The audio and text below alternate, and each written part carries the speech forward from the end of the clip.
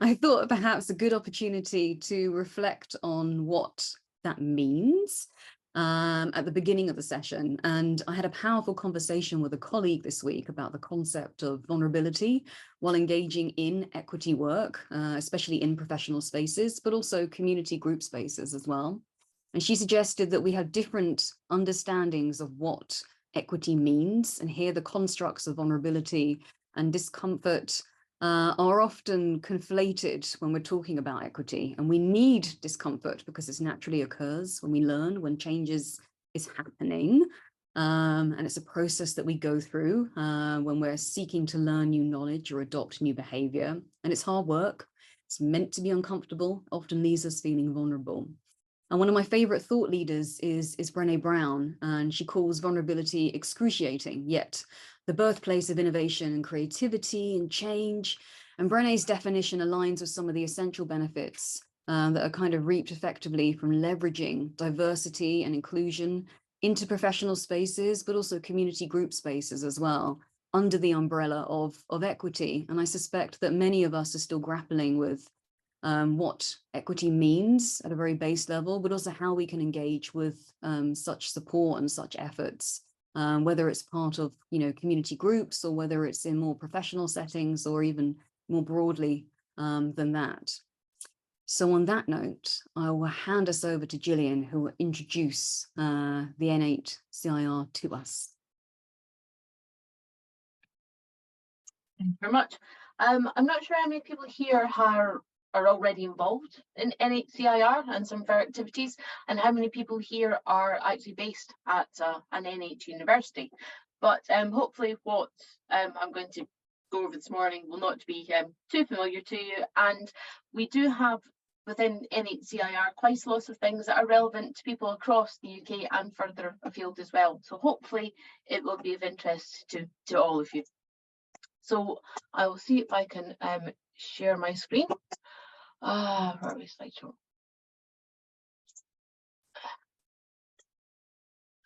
I'll see if I have permission. Share screen. There we go. Can everyone see my slides? Yes, we can. Yeah, brilliant. Right. So, first of all, really, who are N8? Some of you may be aware, but in a nutshell, we are the research-intensive universities in the north of England. So we are Durham, Lancaster, Leeds, Liverpool, Manchester, Newcastle, Sheffield, and York. We cover quite a big geographical area if you look at us on the map. But really, we're the research-intensive universities in the north of England. N8, the research partnership itself, has been going for quite a long time now. And it's a very well-established network of universities who come together to work on some of the major challenges. One that's been just recently came out is the Child of the North, is looking at the inequalities, just a very good topic, of people in the north of England compared to other areas in the UK and how that affects them throughout their lives. So not really to do with high performance computing, but N8 CIR, N8 does work on a very wide range of topics. But we were started way back in 2012, so now we've been going for 11 years now. And we originally started off as N8 Centre for Excellence in High Performance Computing. We had a very large HPC machine, which was based at the University of Leeds, and it acted as a shared compute platform for all those universities for 6 years. This was back in a time when not every university did have its own supercomputer locally available. So it filled a gap. It provided HPC resources to those universities that didn't have anything available locally, but also provided a little bit of extra capability for the ones that did. So N8 CIR came to be a couple of years back, and really it was a follow-on from N8 HPC. As high performance computing grew throughout the UK universities, more and more universities had their own local resources. So it was felt that essentially provided HPC resource was not really what the universities needed. And by this time, I'd say most places had their own compute resource available, but the challenge was getting people to use that compute resource. So whilst it was available within the universities, and they had teams of people who would help run those facilities, who would help people get up and who would help researchers get started on those machines, it was felt that there was still a little bit of a gap. So the N8 PVCs for research suggested that what we should look at was expanding the art of the possible, which sounds quite a highfalutin title, but really they wanted to make sure that all researchers within their universities were capable of taking advantage of these compute resources wherever they may be. And it wasn't just looking at high performance computing, it was things as simple as, perhaps using R, writing their own code, working with research software engineers that they had locally. It was about highlighting what could be done if people were to upskill their computational skills, I think is the best way to put it. So what were our aims? Our aims were to develop skills across the partner organisations. We were looking at developing shared software. So rather than reinventing the wheel at all 8 of these universities, we were looking at how could we share the knowledge that each university had. We're looking at facilitating access to computational resources. So whilst we didn't have our own machine, we were looking at helping people maybe take the next step up. So if they were using an HPC resource locally, could we help them maybe access things like Archer or the other specialised tier 2 resources that were available throughout the UK. We were also quite keen to leverage funding wherever we could. So we were looking at opportunities where the 8 universities could work together to maybe perhaps be ready for another EPSRC tier 2 call, which do occasionally come out, and that ended up being quite successful, which I'll come on to later. And we also wanted to help non-traditional users access computational resources. So as I said, there are different levels of computational skills throughout researchers and throughout research universities. And while some research communities maybe have been very active and very quick at uptaking, computational skills using new computational resources, there are others that maybe were a little bit more reticent, maybe weren't quite sure about why it could help or what they could do with it. So that's one of the things that N8 CIR was looking at helping with. And also, at the end of the day, our ultimate goal is to help research get the research done. We wanted to accelerate people's research. So, as I said, we had a very practitioner-led approach. We go out and we talk to their research communities. We ask people what they want, what their needs are, and we also talk to not just the researchers but also the research IT departments across the 8 universities. We don't want to reinvent the wheel. We all face the same challenges within our universities, and we'd like to do more of sharing the knowledge exchange, and making the best of what's already out there. We want to provide signposting mechanisms to share those resources. So I'll come on to that a bit later, but we do have things such as our website and our YouTube channel, and we have special interest groups such as this one, WHPC chapter, and we also have some research specific communities. We want to provide forums for researchers to show off what they've done with their newly found computational skills. So we do have a selection of online researcher case studies which are available on our website, and we are also looking at workshops and facilitated discussions. Obviously that had a slight sticking point when we were in lockdown for 2 years, but we did manage to keep going with some online activities, and we're looking at reinvigorating them this year.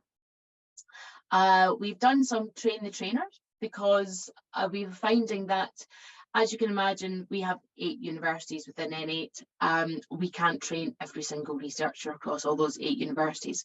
So we've been working with groups such as the Research Software Engineers, which is led by Marion, to cascade training down. So we've done some training, and one in particular was just before Christmas, where we top sliced training places for trainers from each of the 8 universities to come along to a very oversubscribed course, with the promise that they will run those training events locally at their institutions. And I'm very glad to say that they all are, which is great to see.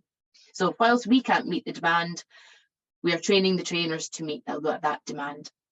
And the other thing that we will be looking at doing, again, especially since lockdown ended, was bringing training which is maybe only available somewhere far away. I think this came out of conversations at the very beginning of N8 CIR, where people were complaining about, you know, all these events were happening in London, which is great if you're in London, but not great if you're in Durham or Newcastle or somewhere where it takes 3 days out of your busy schedule.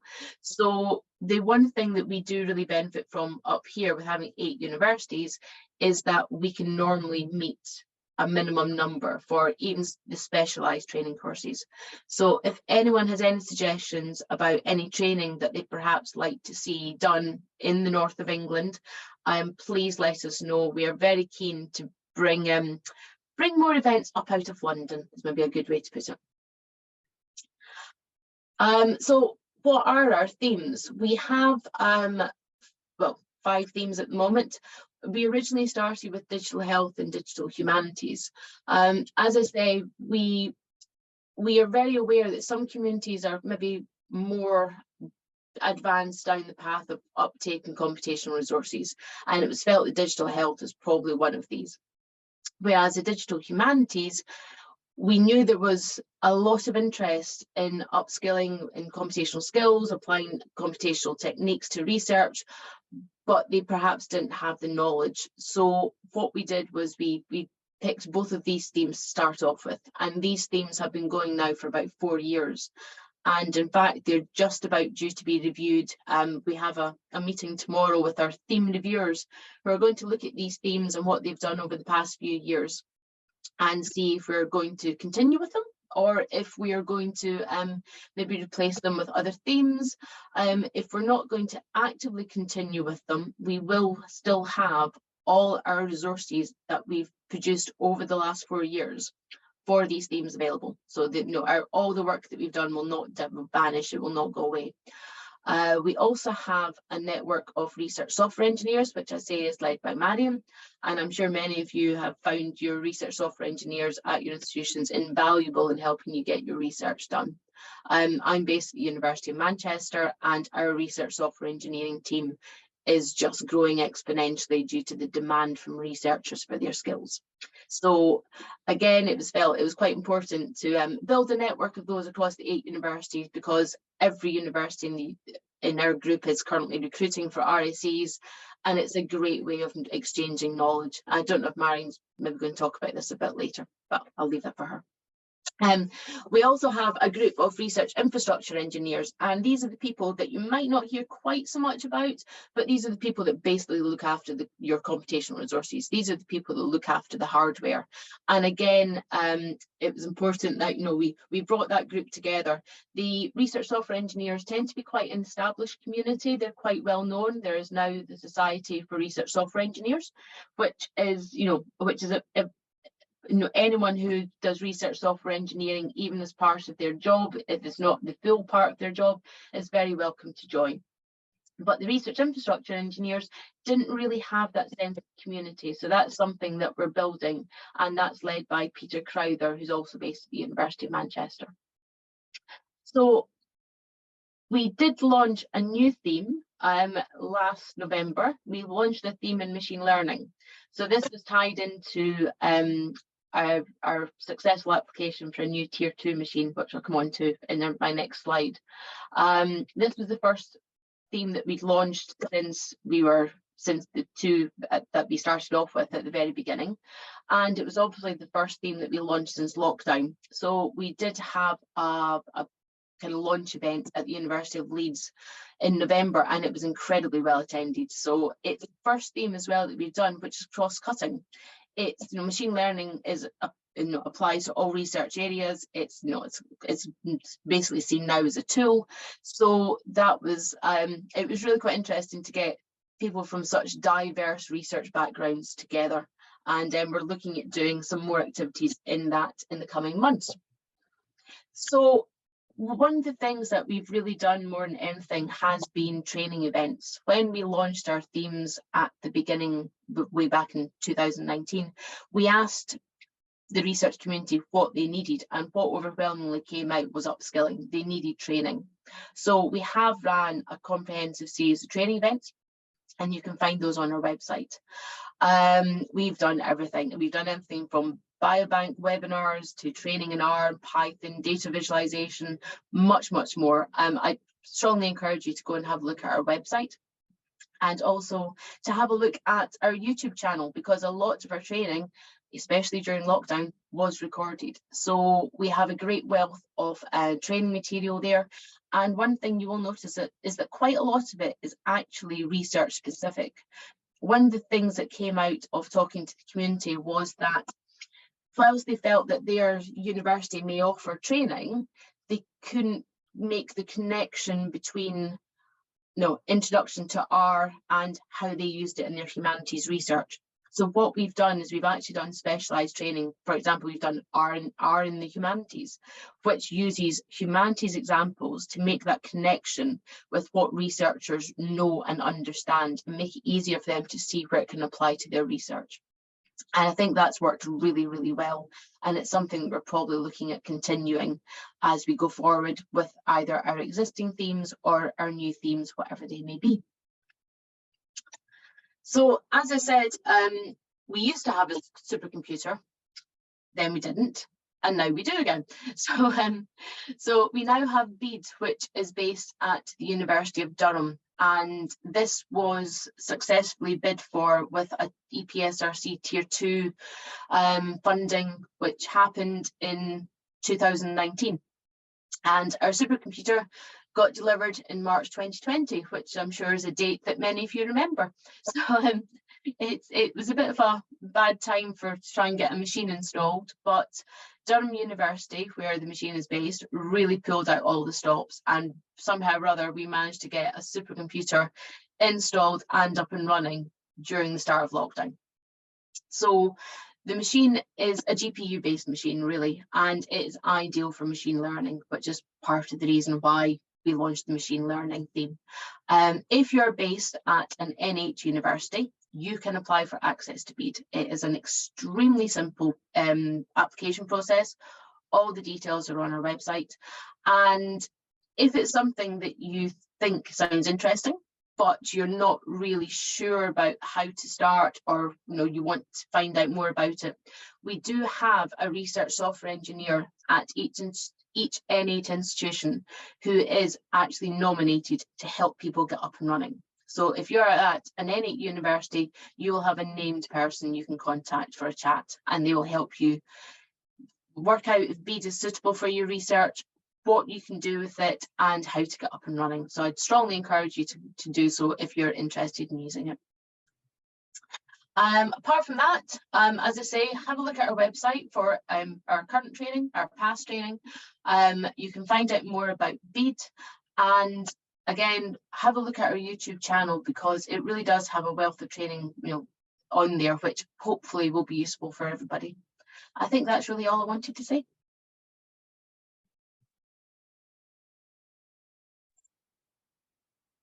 Lovely, thank you, Gillian.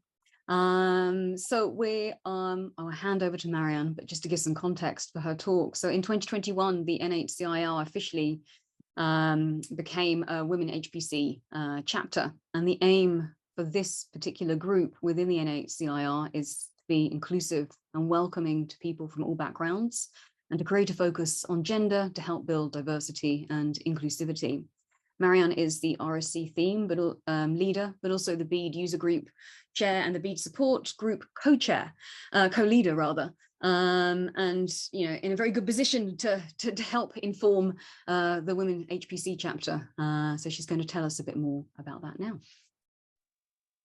Thank you very much, Marianne. I'll bring up my slides.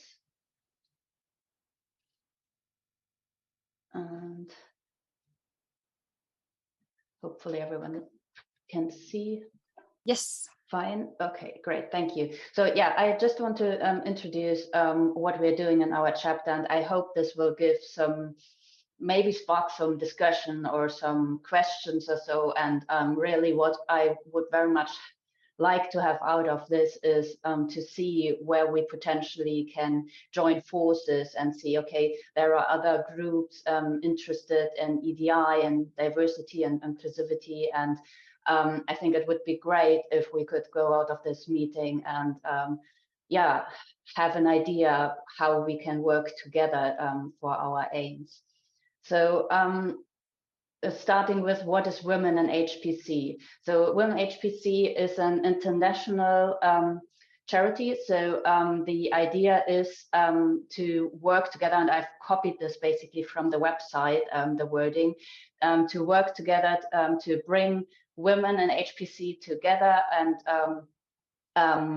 have outreach activities. So we're visible at conferences. So the HPC, the big HPC conferences like the supercomputing and the ISC, we've got workshops, we've got a mentoring program, we've got poster sessions and so, and we lead discussions on EDI and careers in HPC and how to be inclusive. And you can see here that it's so there are various chapters and affiliate chapters across the world in this. But really, sorry, the center of this is at the EPCC in Edinburgh, and that is where the whole movement started originally, at a time where you still had basically sparsely closed women at the vendor booths at conferences and so on, where women really at these big conferences often did not feel comfortable actually to be there. And I think, although there's still a lot to do, so things have improved quite a lot since then, especially if you look at the focus on these conferences and how many people are coming along to our workshops. Talking further about the aims as stated on the website, you have these focuses on the HPC workforce to be inclusive and to basically widen the pool of people working in HPC, but also about fairness and equal opportunities for women in HPC, and to make sure that everybody is on board with that. And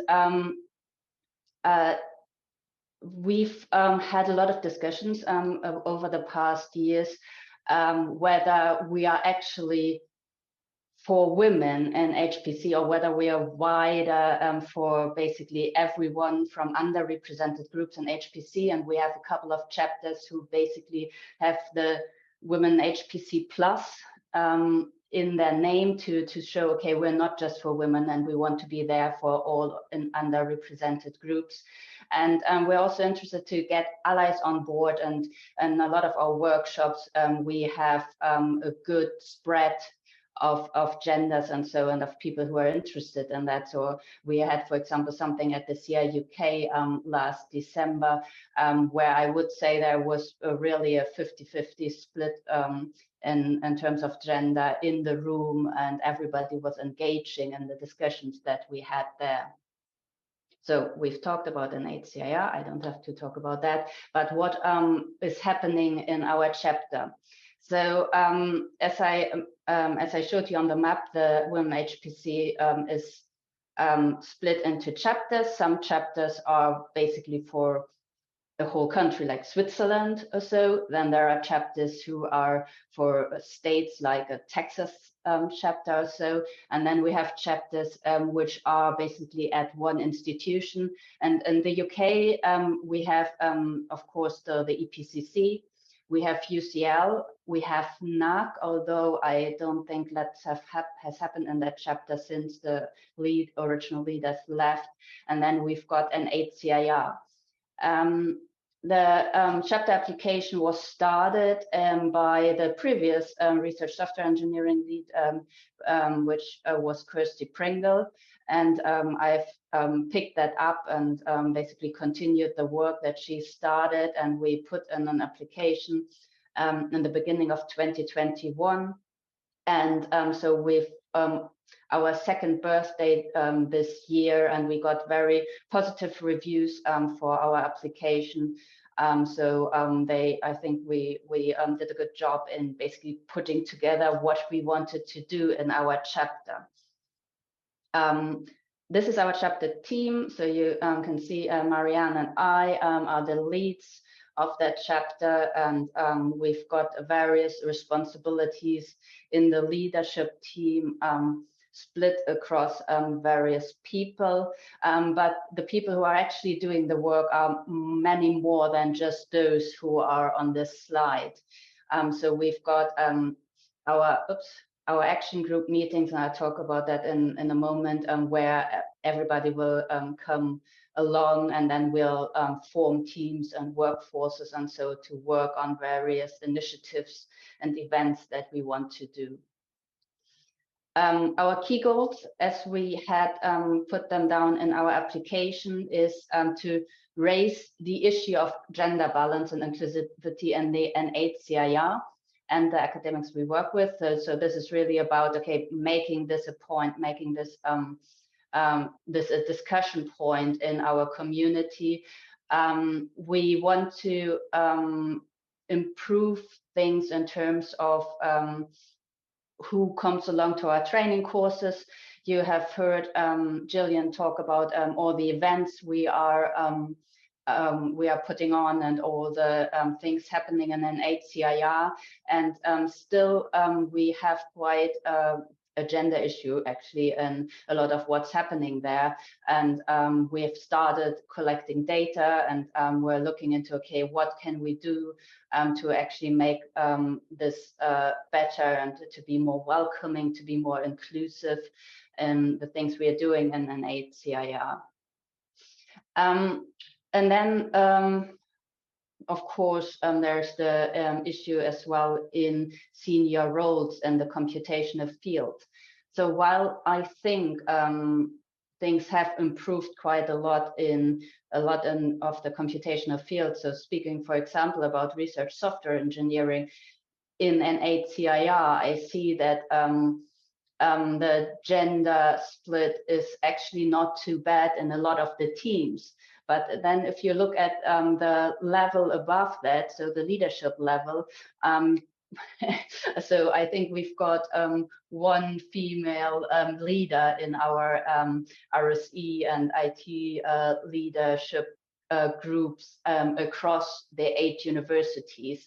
So there's a lot that we have to do to improve on this, and to basically move the the positive things that we're starting to see also to the higher levels here. And so we want in our chapter to talk about, okay, how can we change that? And I know that Marianne is doing a lot of work in her research as well to investigate these issues. Then we've got our case studies, which Gillian has mentioned as well, but we also want to do what else we can to raise the profile of people from underrepresented groups. And you might or might not have seen there's currently social media thing going on this month. So Kristen Merritt, who's doing the communications for women in HPC, has taken it upon her to show a profile of a woman in high performance computing every day in the months of March. And when she was collecting profiles, she was successful in securing more than 30, because there are more than 31 women in HPC, of course. And she's also writing blog posts, and this is all in the context of the big supercomputing conference, which is happening every November. So it's on the supercomputing blog as well. But if you go on Twitter or Instagram or LinkedIn, and so have a look out. So the topic of this year's supercomputing conference is I am HPC. So, and if you're looking for that hashtag, you will see all these brilliant women highlighted as well by Kristen and the Women HPC Twitter account and LinkedIn account and so on. Then when we wrote our application, our chapter application, we decided to also take accessibility as one of our aims. So we want to look into how to make our events and what we're doing and what's happening in N8 CIR more inclusive, more accessible, also for people with disabilities. So these were our aims that we started off with.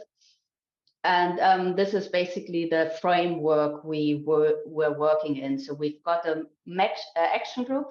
So those are the people in our chapter who say, yes, I want to put some effort in this. I can invest a little bit of time. I want to be part of the discussion. I want to shape the initiatives that we are doing. And we meet 3 times per year, and from there on we basically form our working groups and plan what we are going to do. One of the things is the EDI data, because in order to see whether anything that we are doing actually makes a difference, we need to have a baseline, and we need to basically see, okay, after a year or so, has anything actually changed? We want to engage with all the universities because, okay, we can do as much as we want in our N8 CIR events, but what we would really like to see is also in the 8 universities, how are things going there? How can we work together? And this is part of why we're here today, that we want to talk to you and see what you are doing, and whether there are Athena Sworn groups or EDI groups or so who say, okay, let's work together so we can do something together here. And what we started as well is to put the EDI item in the meetings, and the regular meetings that we have in N8 CIR, to bring this up, to not make it the last point on the agenda or so, but to have this discussion and give everybody the chance to speak up on certain problems that there might be. Yeah, and then also from that, take on actions again back into our chapter and see whether we can help with these. And that's actually the first point on the next slide, picking up on that. And then we organize events like chapter meetups, which are for basically the women and HPC group itself to meet, but also then outreach events where we want to get into discussion with other people. And the next slide is basically showing what's happening, or what has happened so far. So one point we put, we got out of the EDI topic was that often people said, yeah, we would like to hire more women, but how do we do that? They are just not applying. So how can we hire women? And we had a little working group then, and we tried to look at what was already out there in terms of, okay, what can we improve in our recruitment to be better in hiring a more diverse workforce.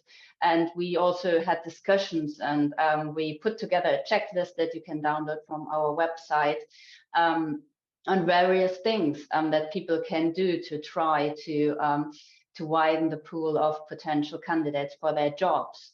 Sometimes people download this checklist and said, oh yeah, that's great. And so, it helped me to think about these things. And then afterwards they come back like, we still didn't get more women.